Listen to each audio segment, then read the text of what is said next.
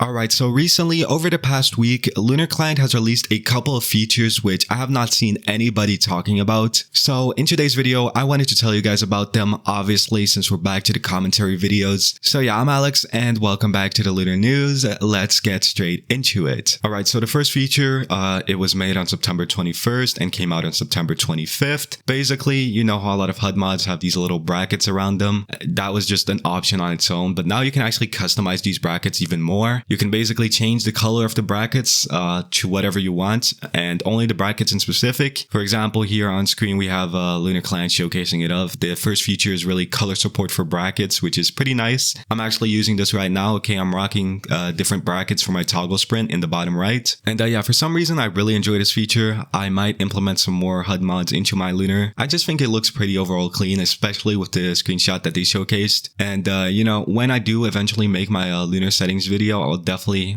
use this feature. I know a lot of you guys have been asking for it, so I'll tell you this much, I'll probably do it in the future. Okay, so yeah, I mean, it's in the works. It'll probably just be a while since I keep changing my Lunar UI for whatever reason. So yeah, pretty good feature. And on to the next, which in this case is being able to launch vanilla Minecraft directly from Lunar Client, which is a feature which, I mean, obviously is pretty basic, but honestly not the worst. I find myself needing to launch vanilla very rarely, but when I do, I have to, you know, go through the updates, the billion updates of the normal launcher, which for most people isn't an issue because, you know, they're probably not logged into this ecosystem so well. But honestly, this is pretty neat. It goes from 1.7 to the most modern version. It doesn't contain snapshots, which kind of sucks. I would just love to launch any version that was ever released from Lunar directly. I feel like it's counterintuitive to only have some versions, but I mean, it's useful, I guess, in a very rare use case, but still a cool feature nonetheless, which I felt was worth mentioning. Another cool feature which they've also launched recently is, you know, basically when you're buying something from a Minecraft server or from Lunar, the Lunar store or whatnot, what you usually do is you go through their website, you know, you go check out, and then you go through something called TabX or, you know, some other type of processor for payments. But for example, on Hypixel and most bigger Minecraft servers, they use TabX. And